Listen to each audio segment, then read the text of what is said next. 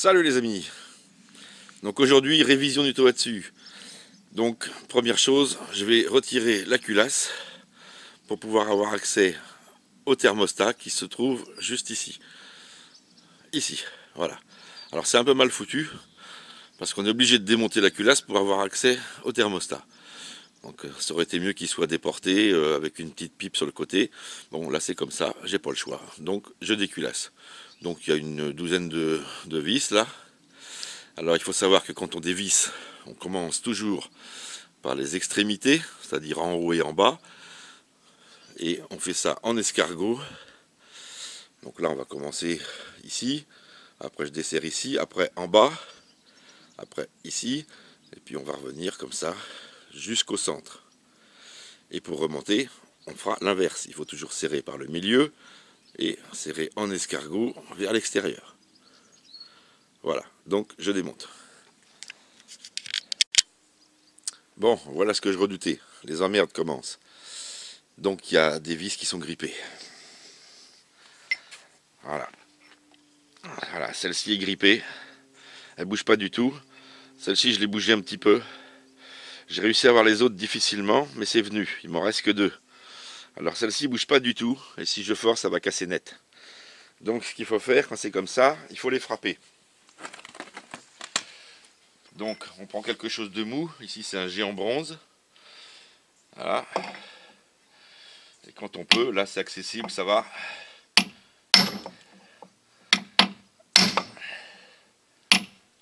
Déjà ça permet de décoller les filettages.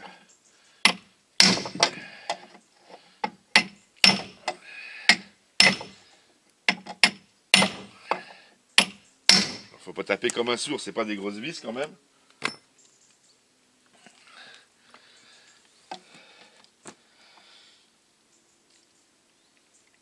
Ah là là, elle va pas venir.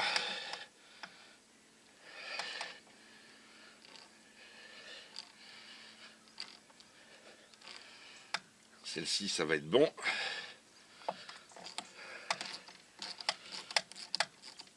Il va m'en rester une. Ce qui est déjà pas mal.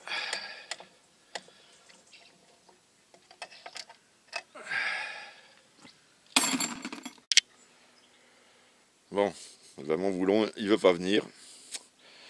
Donc là, je vais essayer. Alors, je l'ai bien tapé et tout, il n'y a rien à faire. Il bouge en rotation d'environ 1 mm. Et là, il est presque, malheureusement, il est presque à couper. Donc, je vais essayer de le chauffer avec un petit bec à gaz au maximum pour le faire dilater. Si ça peut faire quelque chose. Après, malheureusement, je vais être obligé de casser. J'y renforce. Après, il y a pas d'autre choix. Bon, voilà, ce qui devait arriver arrive. Voilà, tête coupée. Donc là, j'ai mis un quart d'heure pour essayer de le sortir. Il n'y a pas moyen. Pas moyen. Donc, voilà. Donc ça, c'est typique des moteurs qui n'ont pas été entretenus. Puisque normalement, quand on les démonte régulièrement, pour changer le thermostat, on regraisse les vis et il n'y a pas de souci. On arrive à les redémonter 2-3 ans après. Là, ça n'a sûrement jamais été fait. Et voilà les soucis, quoi. Donc je vais voir après ce que je peux faire, si je peux retarauder, tout ça. On verra plus tard. Bon, allez, redéculasser ensemble, voir un petit peu. C'est là qu'on voit si j'ai fait une affaire ou pas.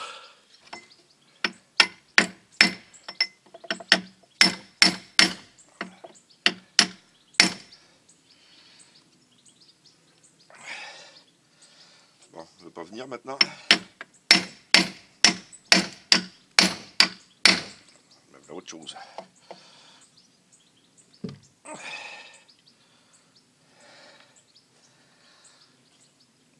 C'est ma vis qui fait chier encore.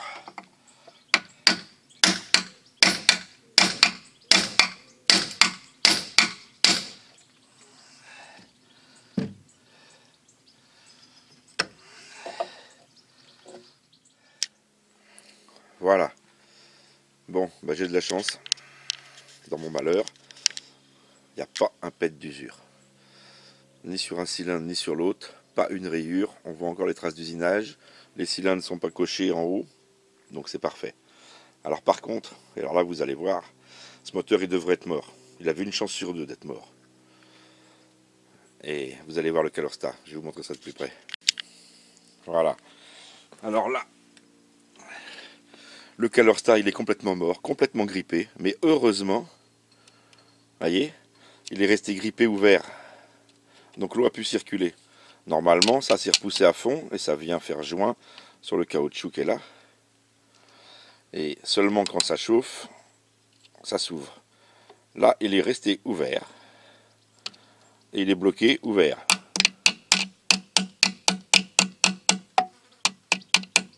Donc c'est tout mort. C'est pour ça que je vous dis, surtout,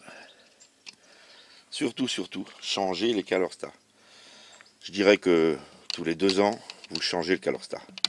Vous êtes tranquille, vous ne cassez pas votre moteur. Autrement, voilà. Donc là, je vais le retirer parce qu'il est complètement soudé dedans, comme c'est fait. Je vais le retirer. Bon, le moteur est pas mal calaminé. Pareil, manque d'entretien. Moteur qui n'a pas été rincé, ça. Voilà. Il a tourné dans l'eau de mer, ça c'est sûr. Et puis, bon, apparemment, la personne l'utilisait dans l'eau douce, m'a-t-il dit. Mais avant, il a tourné dans l'eau de mer. Ça c'est sûr. Et alors, voilà, il est entartré. Pas mal. Bon, j'ai remarqué qu'il y avait pas, la piscette du bas ne marchait pas. La petite piscette du bas. Parce que par l'échappement, ça sort. Donc, il n'y avait pas de problème de refroidissement. Mais la petite piscette est bouchée. Donc, je vais sûrement démonter l'embase. On verra après. Pour l'instant, je vais retirer le thermostat. Voilà, je ne sais pas si vous voyez un peu le travail. Donc, il est carrément soudé dans le bloc. Voilà. Le calcaire s'est foutu dedans, ça a bouffé l'aluminium, il est soudé dans le bloc, il est complètement mort, bien sûr. Voilà, donc peut-être bien falloir que je le perce. Enfin, je vais voir. Je vais essayer de le retirer. Mais pour l'instant, je l'ai cassé en morceaux et ça vient pas. Bon, voilà, j'ai enfin sorti le thermostat. Alors je vous dis pas, j'ai mis 2 heures pour sortir le thermostat. Il était intégralement soudé au bloc alu. Je ne savais pas où s'arrêtait le bloc, où était le thermostat. Ça faisait une espèce de gangrène là-dedans. C'était tout mort, hein, bien sûr. Alors je l'ai découpé en morceaux. Alors j'ai pas tout dans la main, mais vous allez voir. Voilà, voyez. Il a fallu que je perfore tout, étage par étage, pour arriver à le sortir. Il était complètement intégré au bloc. Tout cassé en morceaux. Il n'y a pas tout là. Voilà. Alors là j'en ai gratté un paquet, hein, je peux vous dire. Et j'ai soufflé, j'ai enlevé en plus. Mais, vous voyez la merdouille que j'ai enlevée, il y en a partout. Et j'en ai enlevé plein déjà. Donc là il va falloir que je refasse le logement. Voilà, là il va falloir que je fasse le logement impeccable. Que je le nettoie donc. Parce que ça a bouffé la moitié du logement aussi, hein, forcément. Alors on voit quand même des restes de portée là, hein. Il y a encore un peu de portée. Bon après la forme intérieure et tout, je sais pas. Alors pour ça vous avez un super produit pour faire ça. C'est un produit Loctite. C'est une résine époxy chargée en poudre d'aluminium. Alors je peux vous dire que ça résiste super bien, même sur les hélices qui sont piquées ça marche. Sur les blocs moteurs, sur enfin tout ce qui est alliage aluminium comme ça, là, il faut surtout pas hésiter à utiliser ce produit. J'ai pas le numéro en tête, mais je vous le mettrai dans la description. Et c'est vraiment tip top pour refaire tout ça. On peut même boucher des trous, refaire des filetages. Bon, c'est pas des filetages hyper solides, mais bon, alors tant qu'à mon filetage qui est coupé là, enfin mon boulon qui est coupé en bas, voilà. Alors lui m'a bien embêté pour sortir la culasse. C'était grippé autour en plus. Puis quand je l'ai cassé, là, bah forcément, il y a des bavures. Et pour sortir la culasse, j'en ai bavé. J'ai abîmé un petit peu les portées d'ailleurs, là. Alors je vais les recharger aussi, les endroits où ça a porté. Mais bon, j'ai essayé de minimiser les dégâts. La culasse, elle a rien. Le joint de culasse, il était pas terrible. Mais bon, il était correct, hein, ça aurait dû marcher. Enfin, ça marchait de toute façon. Donc là, eh ben, il va falloir chauffer au chalumeau entre les deux ici et entre les deux ici, mais fort, là, avec un chalumeau avec un oxyacétylénique avec un dard, pour arriver à dilater autour du filetage la matière pour arriver à pouvoir le dévisser. Donc j'ai pas de chalumeau malheureusement à bouteille. Donc là je l'emmènerai dans un garage pour pouvoir utiliser un chalumeau pour chauffer de chaque côté, bien dilaté pour arriver à l'avoir. Puis après un petit coup de tarot dans tous. Et surtout, alors que c'est interdit de le faire sur les moteurs. Donc je vous le dis, sur tous les moteurs, quand vous remontez les goujons de culasse, il faut que ça soit propre, il faut que les trous soient propres, mais non graissés. Pourquoi non graissés? Parce que ça fausse le couple de serrage. C'est-à-dire que vous allez serrer plus fort que ce qu'il faudrait si vous graissez les vis de culasse. Mais sur les moteurs hors bord, il faut absolument les graisser. Comme ça, après, vous pouvez les redémonter. Autrement, même que ce soit des vis en inox, ça arrive à se souder avec l'aluminium, et puis après, voilà, après vous les cassez. Donc il faut les graisser, avec une bonne graisse. Graisse graphitée ou cuivrée, mais un bon truc, hein, pas de la merdouille là. Et puis après, vous n'avez plus de problème. Alors par contre, au serrage de la culasse, il va falloir faire attention au couple de serrage.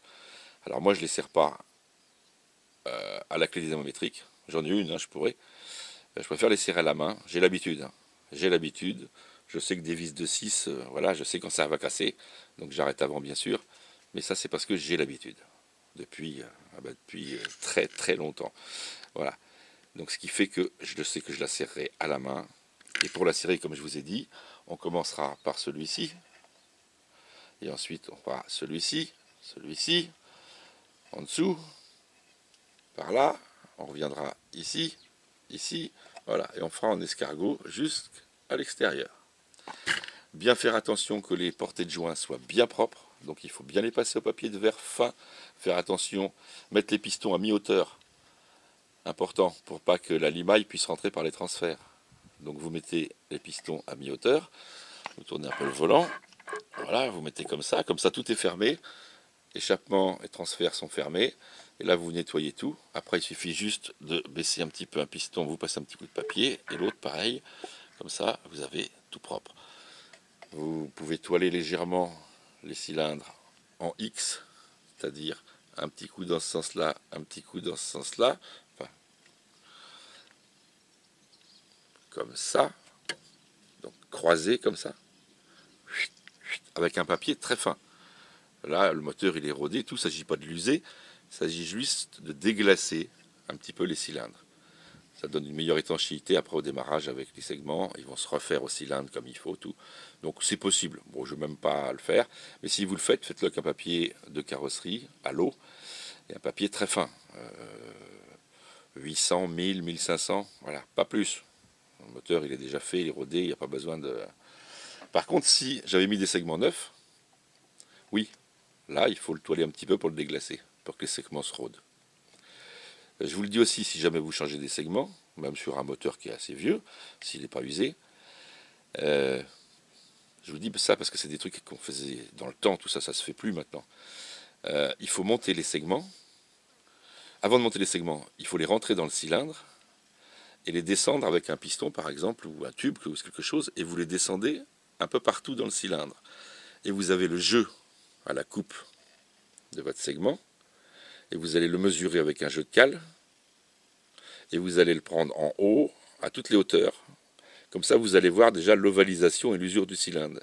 Mais ensuite, quand c'est des segments neufs, ils sont généralement en cote maxi, et le jeu à la coupe, ça se règle. Il faut qu'il y ait un jeu entre les deux bouts du segment, puisque dès qu'ils vont se mettre à chauffer, ils vont s'allonger, et s'ils s'allongent, ils vont se rapprocher, et s'il n'y a pas assez de jeu à la coupe, les deux bouts vont se toucher, ça va forcer, et serrage dans le cylindre. Donc le jeu à la coupe, il y a une dimension qui est donnée par le constructeur. Il doit y avoir un jeu entre les deux bouts de segment de 1/10, et demi, quelque chose comme ça. Alors ça dépend bien sûr des moteurs, hein, bien sûr. Donc là, il faut se renseigner sur les jeux à la coupe.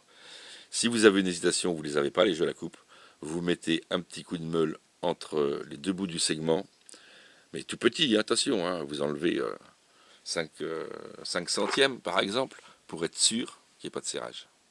C'est pour ça que quand on change des segments sur un moteur, même si c'est un moteur usagé, il faut déglacer un petit peu les cylindres, et au départ il faut y aller mollo, comme si on rodait. Parce que le segment il a besoin de se roder, justement pour éviter le serrage des segments dans le cylindre. Voilà. Ça c'est fait. Bon bah pour le remontage maintenant, vous avez compris le truc. Ça sera la méthode inverse. Nettoyer les portées du bloc, nettoyer les portées de la culasse, un joint neuf, remonter un thermostat bien sûr neuf dans l'emplacement, mais que je referai sûrement avec de la pâte pour qu'il soit bien lisse, bien impeccable, et puis que ça ne s'oxyde plus. Parce qu'une fois que vous avez mis la résine époxy chargée en alu, ça ne s'oxyde plus, il n'y a plus de perforation. Alors que là, il y a des trous, là, c'est tout bouffé. Donc je vais bien tartiner tout l'intérieur comme il faut. Après, je le réusinerai. Mais j'attendrai d'avoir le Calorsta neuf pour pouvoir voir exactement l'emplacement qu'il lui faut, les portées qu'il lui faut. Voilà. Donc bah, le remontage, c'est simplement l'inverse, hein, c'est tout. C'est pas compliqué.